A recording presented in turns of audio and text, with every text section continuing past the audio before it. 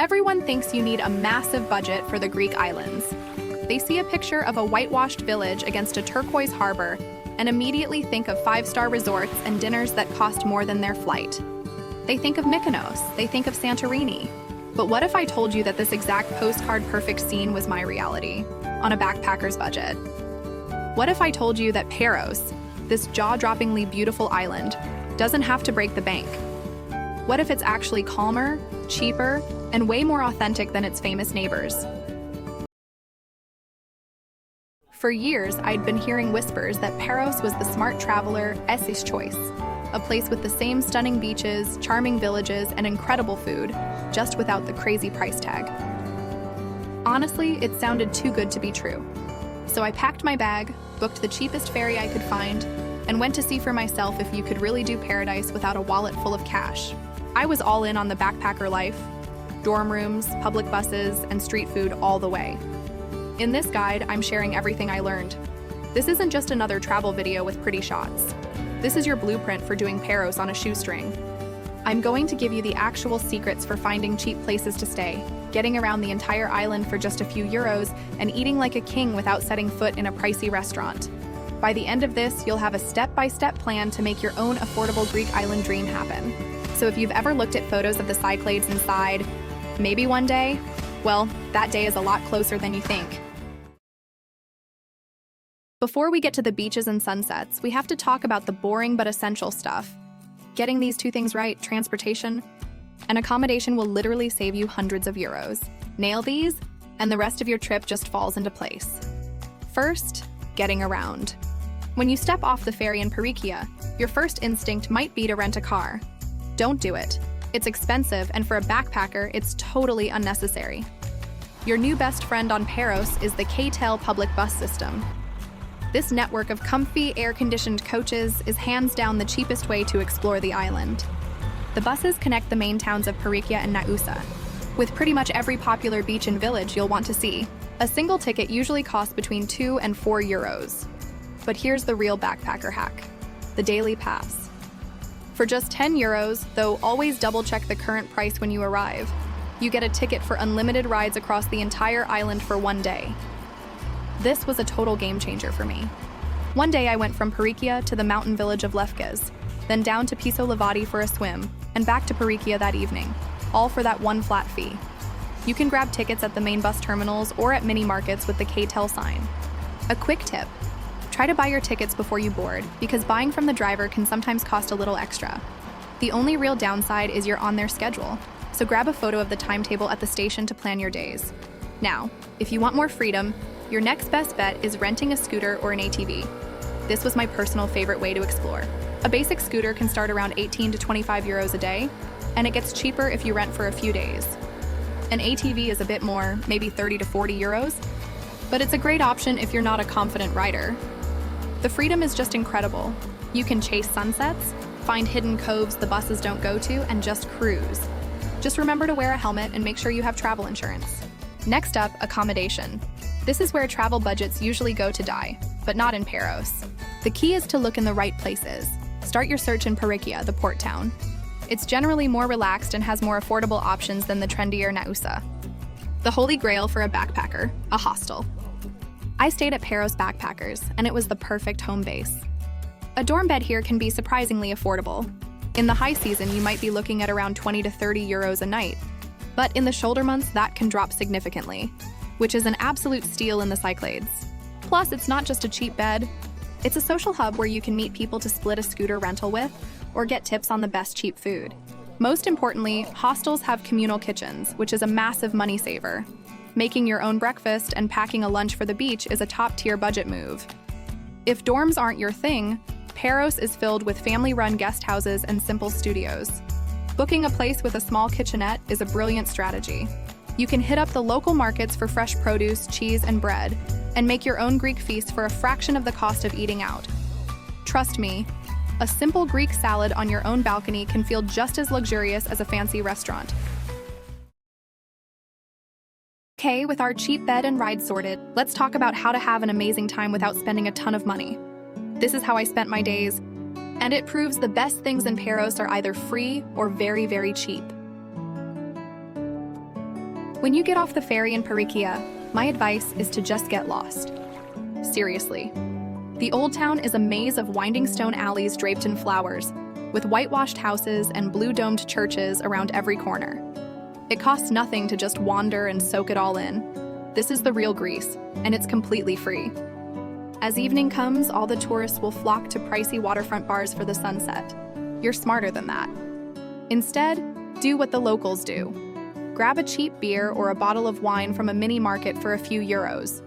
Walk along the waterfront until you're past the main strip of restaurants. You'll find plenty of rocks and little patches of sand. This is your front row seat to one of the best shows on earth. The view is $1 million, and it costs you practically nothing. For dinner, you're going to ignore the tourist traps on the water and dive into the back streets to find the soul of Greek cheap eats, a souvlaki shop. Look for a place buzzing with locals, where you can get a huge, delicious pork or chicken gyros pita for just a few euros. It's a warm pita stuffed with meat, tzatziki, tomatoes, onions, and fries. It's not just a meal, it's a cultural institution. And honestly, they're so good you'll want one every day. You can't come to a Greek island and not hit the beach.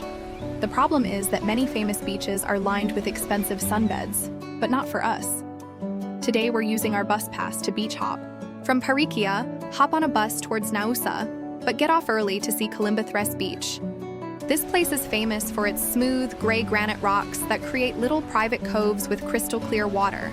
There are sunbeds for rent, but there's also tons of space to just throw down your towel for free.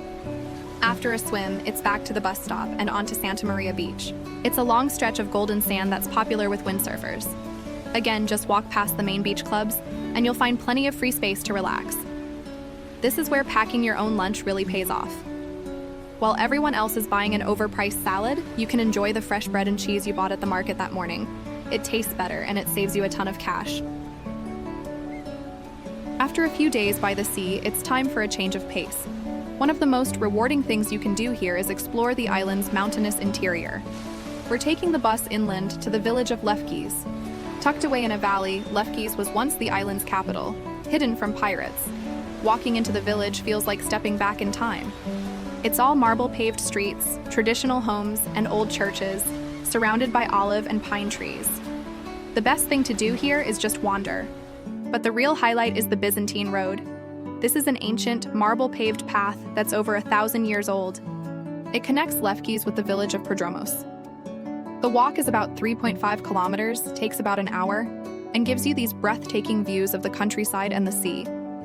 It's a completely free activity that connects you to the history and natural beauty of the island. Once you get to Prodromos, you can catch a bus back to the coast for a well-deserved swim. This entire day trip costs only the price of your bus ticket, but delivers an experience that feels priceless. All right, let me give you a rapid-fire list of my absolute best money-saving hacks. These are the little things that really add up. 1. The daily bus pass. I already said it, but it's worth repeating. For 10 euros, the entire island is yours to explore. Plan your biggest adventure days around this pass. 2. Bring a reusable water bottle. You generally can't drink the tap water on Paros, so you'll be buying bottled water anyway.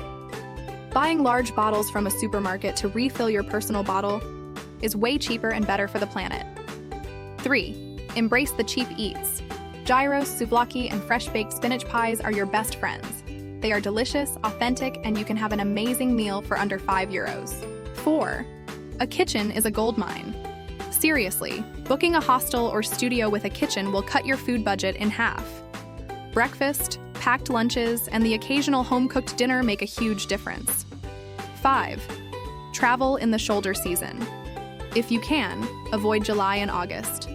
May, June, or September offer beautiful weather, fewer crowds, and much better deals on accommodation and rentals. 6. The best sunsets are free.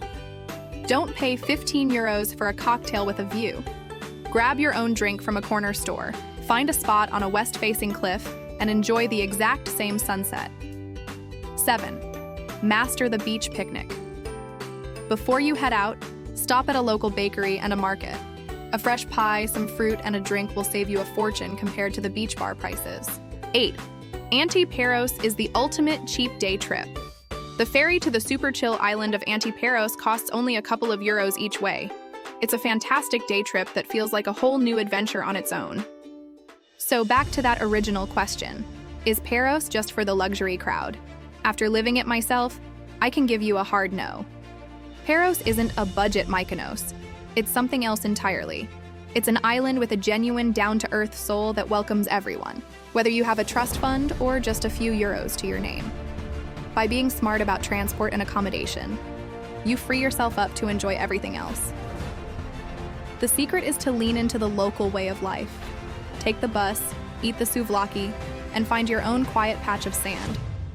My trip proved that the richest experiences, watching the sunset from the rocks, walking that ancient Byzantine road, or tasting a perfect gyro after a day in the sun, were the ones that cost me almost nothing. Paros is beautiful, it's accessible, and it's absolutely waiting for you no matter what your budget is. I really hope this guide helps you plan your own trip to this incredible island. If it did, give this video a thumbs up. It really helps out. And I want to hear from you. If you've been to Paros and have your own budget tips, drop them in the comments below. Let's help each other travel smarter. And of course, if you want more guides on how to see the world without breaking the bank, make sure to subscribe so you don't miss the next one. Until then, stay safe and see you next time.